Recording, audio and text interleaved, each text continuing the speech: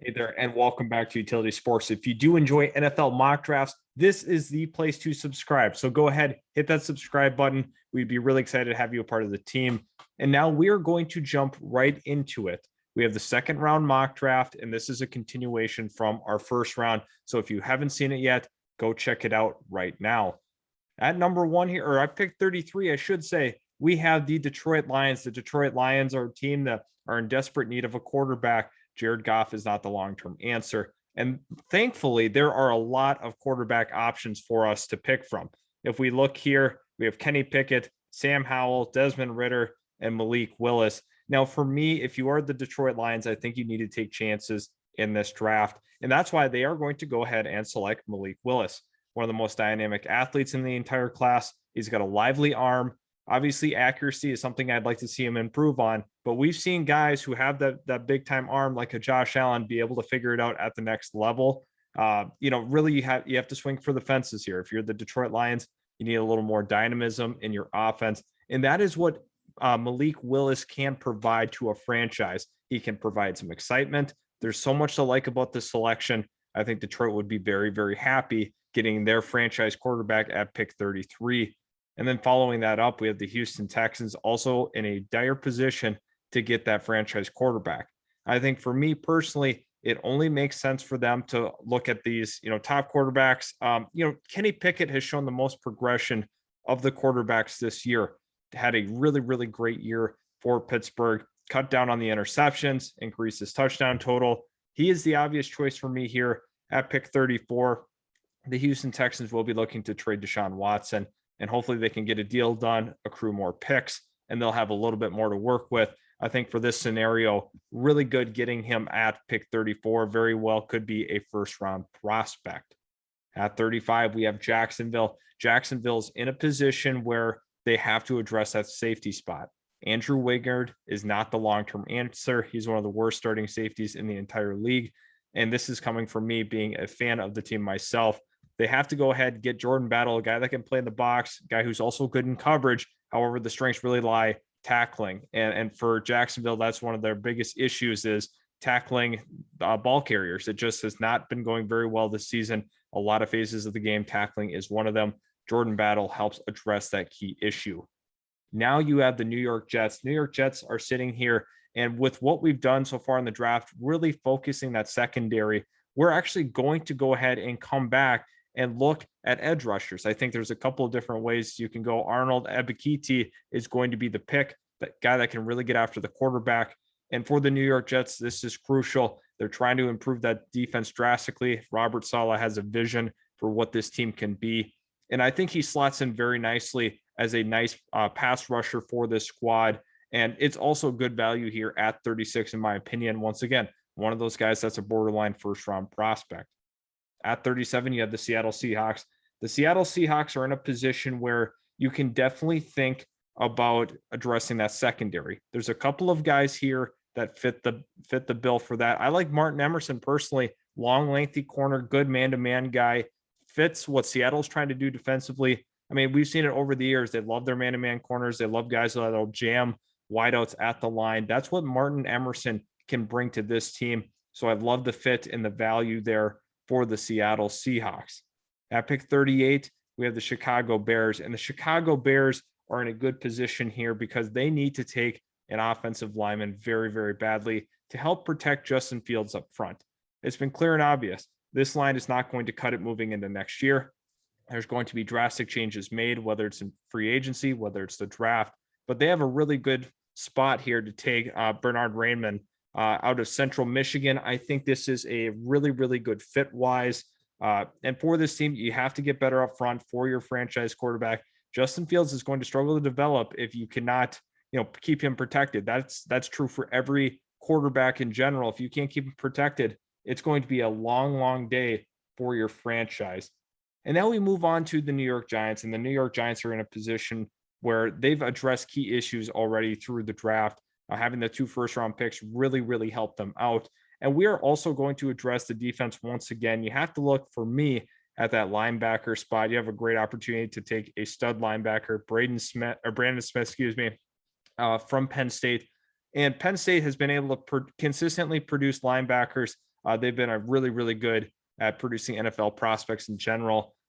James Franklin's done a wonderful job with this team. And I think Brandon Smith is going to help elevate the second level of this defense.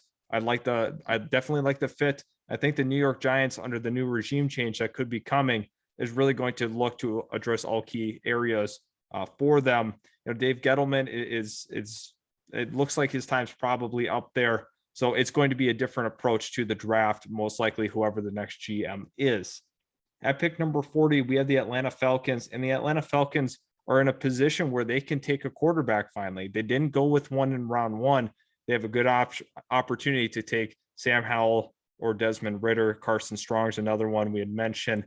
Desmond Ridder is going to be the guy for me. For me, personally speaking, I think his ability as a dual threat quarterback is what helps win him over a guy like Sam Howell, a little less athletic. Sam Howell's a good quarterback, but I think Desmond Ridder provides a little bit more of an interesting upside, personally speaking. However, Desmond Ridder could be that franchise quarterback for Atlanta. They don't have any currently sitting behind Matt Ryan. Felipe Franks, Josh Rosen aren't conducive options for the future. Desmond Ridder is, so go ahead and give him a shot at that starting gig next season. At pick 41. Now, let me premise this again. Let me say this here. This is the New York Jets selection from the Sam Darnold trade. So we have to go ahead and think with that process. So please, in the comments section, don't say this is Jets pick. I know it is, and we are making the pick for the Jets. Now, the Jets have an opportunity to get better up front. They're going to help their trench play out. I think a prospect that fits what Joe Douglas is trying to do here is Daniel Faalele, 6'9", 400 pounds, a guy you can have a tackle. You can move him into guard if need be. This is what the Jets this is exactly what they're trying to do. They're trying to get strong up front. They're trying to be big. They're trying to be mobile. Daniel Faalele, really, really interesting prospect in this year's class just because of that rare size and physicality. He's a great pickup for the Jets. At 42, we have the Minnesota Vikings, and the Minnesota Vikings are going to be looking long-term. I'm not exactly sure the future of this team. They just lost to the Detroit Lions. I think Lewis Cine from Georgia is going to be the pick. They've been desperately missing Anthony Harris. Xavier Woods will not be the long-term option as safety. I think Cine is going to be that guy for them. He's going to be alongside Harrison Smith, and they're going to be reworking the secondary in the offseason. I think that's pretty clear and obvious that that's what they have to do. It's going to be a whole different culture next year. I would be shocked if Mike Zimmer is back. Really depends on how the season goes. However, Lewis Cine, good fit for the Vikings. At 43, we have the New Orleans Saints, and the New Orleans Saints are in a position where they are going to be strapped for cash this offseason, just like they were last offseason. They had to get really creative in their decision-making. Jalen Catalone is going to be the pick just because Marcus Williams is operating under that franchise tag. And with that, they have to make a tough decision. They don't want to be left, shorthanded in that secondary, especially at the safety spot for them. So he's going to be a plug-and-play player, instant starter going into next season. And the New Orleans Saints, in a money-saving move, go ahead and select the safety from Arkansas. At 44, we have the Washington football team. And the Washington football team in this first-round mock draft didn't address the quarterback situation. They're going to get a consistent Sam Howell, a guy that can deliver the ball accurately. He's a tough quarterback. I think this is exactly what Washington can use as their starting quarterback. The nice thing for them is they don't have to go to him right away. They can go ahead and wait. Taylor Heineke is a sufficient enough quarterback. He can win them games. Obviously you want to try to take your game to the next level. Maybe Sam Howell can provide that after a year of sitting on the bench and learning and really trying to pick up this offense. I like the value here. I mean, for him to be at 44 still is very, very good for them. I think that's why they do it. I don't think that they're going to rush into a quarterback if the board doesn't play out how they want it to. So I think Sam Howell at 44 is a very, very noteworthy selection, just considering that they don't have to jump on a quarterback. They can sit back and do a lot of different things considering what they currently have. Now we have the Miami Dolphins, one of the most interesting teams to pick for. And I think this is going to result in a guy that's up for the Heisman conversation. Kenneth Walker has been an absolute stud for Michigan State this year, super elusive, a guy that can definitely change the complexion of a game and definitely change the complexion of an entire team and their offensive identity. That's what he's going to do for the Miami Dolphins. The Dolphins need to get more explosive on offense. They've added Jalen Waddle. They can add a guy like Kenneth Walker the third, therefore making this offense even more dynamic. Really is going to help out Tua as well in his development because you can really pound the rock with him. He could be a big volume back for this squad. At 46, now we have the Cleveland Browns. The Cleveland Browns are in a position where they have to start thinking about wide receiver at this juncture. For them, it's more about you have to replace Odell Beckham Jr. And clearly they decided they wanted to move on. They have to get another wide receiver. You have Donovan Peoples-Jones. You have Jarvis Landry. Couple of interesting options here. I really like Jahan Dotson. I think he's probably the best fit for this team. A guy that is really, really talented in terms of catching traffic. He's really, really great footwork wise along the sideline. Can really transition well to that next level. Good route runner. Generally speaking, just a really good prospect, a go-to guy for Baker Mayfield, and fits exactly what this offense needs. So Jahan Dotson is going to be the pick at 46. And now 47, we have the Pittsburgh Steelers really trying to rebuild their identity, fix it up front. They were able to take Matt Corral earlier in the first round mock. Now they go ahead and they look at some of the options here. You have to look at that tackle spot. For me, I think that's where you have to really consider. Trevor Penning could be that guy for them, just considering they want to improve up front. And I think historically speaking, they're always very, very solid and great at replacing certain positions. Offensive line is normally one of them. Very, very talented up front, generally speaking, over the last 2 decades. At 48, now it says the Philadelphia Eagles. We have to make that adjustment because this is the Indianapolis Colts selection. Because in the first round mock, the Eagles, that's where they got their first round pick from, was the Colts. Now the Colts own this pick. And if you're the Colts, I think you have to consider cornerback. Big issue. Xavier Rhodes has been, statistically speaking, one of the worst corners in the entire NFL, which is unfortunate because he had a major regression from the year prior where he had a bounce back year. So he's been up and down. Marcus Jones is one of those interesting guys. He's a ball hawk. He had 5 picks so far this season. He also has 3 defensive touchdowns, one of those high risers on the draft board. Definitely a guy that makes plays. And I think that's what the Indianapolis Colts need in that secondary. So good prospect to keep your eye on. Could be a high riser. At 49, we have the Denver Broncos, and the Denver Broncos are going to be probably defensively focused once again in this draft.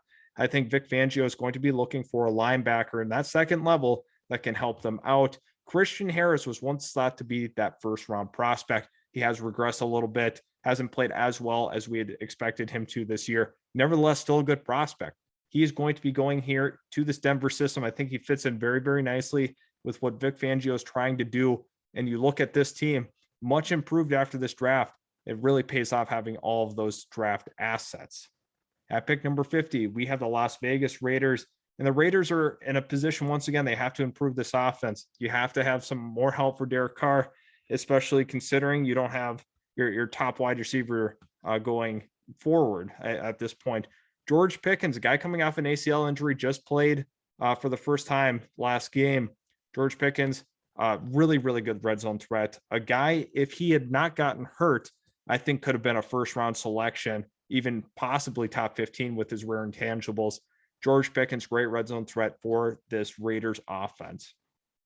At 51, we have the Philadelphia Eagles. Philadelphia Eagles are once again in a position where contracts might be kind of an issue for them. Therefore, I think a guy that you can look at along that defensive line to help ease the contract issues moving forward. Trayvon Walker has been terrific for Georgia. This Georgia team is stacked across the board. Trayvon Walker is another example of that. The Philadelphia Eagles, contract-wise, they're able to go ahead and reconfigure what they're doing with their salary cap. You add a rookie contract in the second round with Trayvon Walker, instant plug-and-play starter. Love the value, love the selection there for the Eagles. At 52, we have the San Francisco 49ers, and this has been, my main focus for them. How can we improve that cornerback spot? For me personally, you have a guy in Daxton Hill, just makes plays. I'd like him here for the 49ers. Once again, good value, really, really good value at this point in the draft. For me, he makes too much sense for this 49ers roster, and getting some more help in that secondary cannot hurt this team. I think that's going to be the primary focus on that second round pick for them. At 53, we have the Cincinnati Bengals. The Cincinnati Bengals are in a position where they want to make sure that they're solid up front, right? They keep doing the same thing. Jackson Carman is going to be that guard. You want to make sure you have Jonah Williams as a tackle, you have Carman as a guard, and you can go ahead and address that tackle spot once again. Long term, you got to have that long term vision. Who's going to be that right tackle per se? Darian Kinnard could be that guy for them. Once again, a guy that's thought to be a first round pick. I had a little bit of struggles early on in the season, has bounced back nicely. Darian Kinnard here at 53.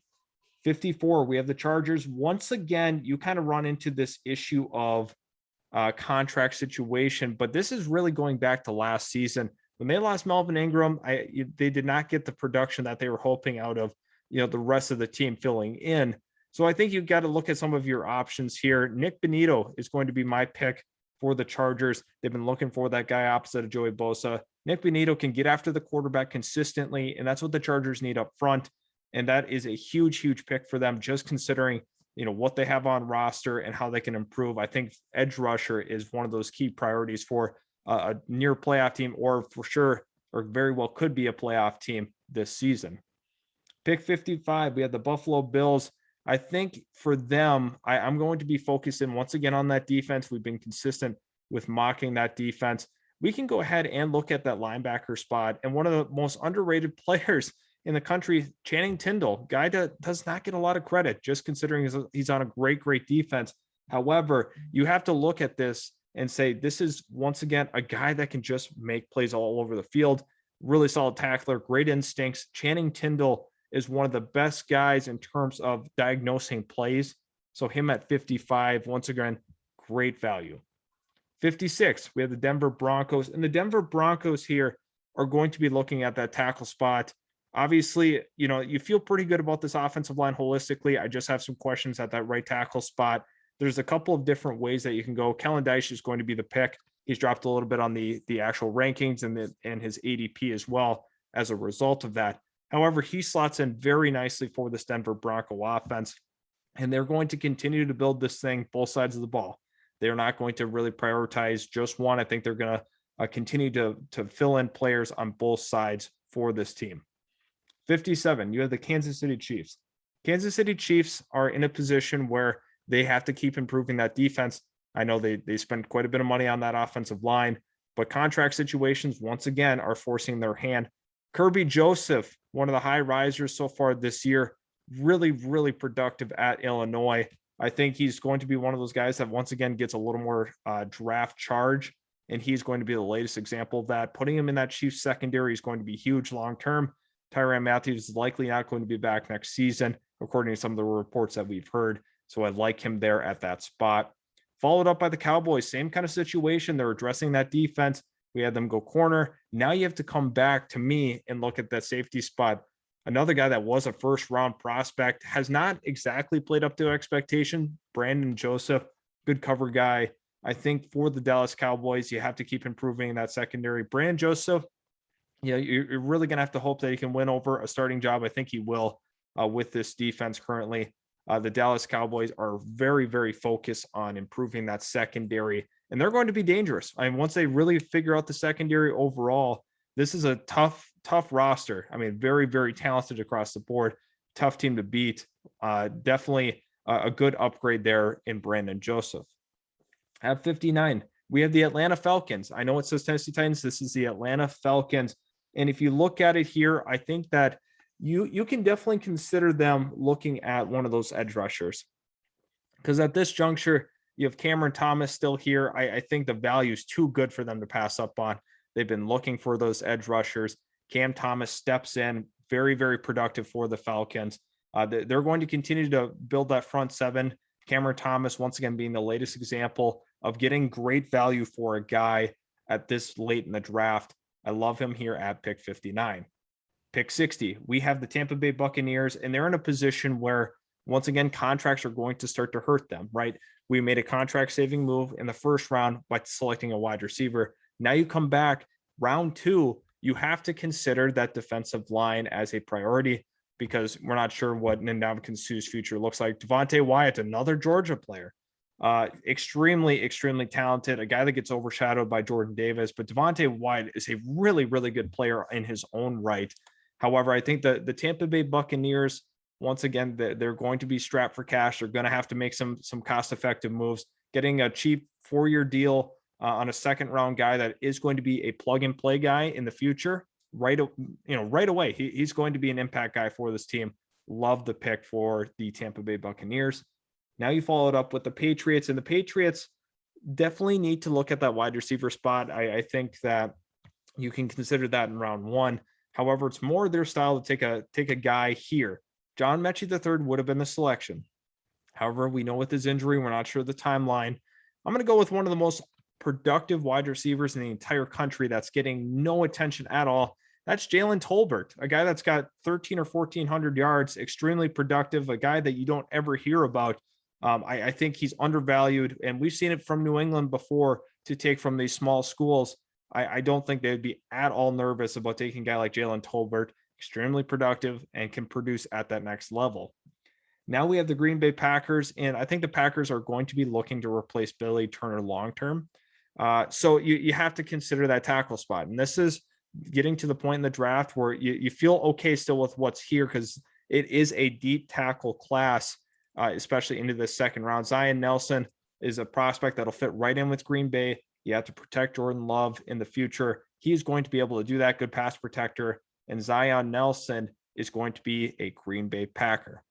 Now we have the Baltimore Ravens, and the Ravens, once again, they want to keep improving that front seven. So let's go ahead. Let's look at those edge rushers because they're in a good position here with how the board's fallen.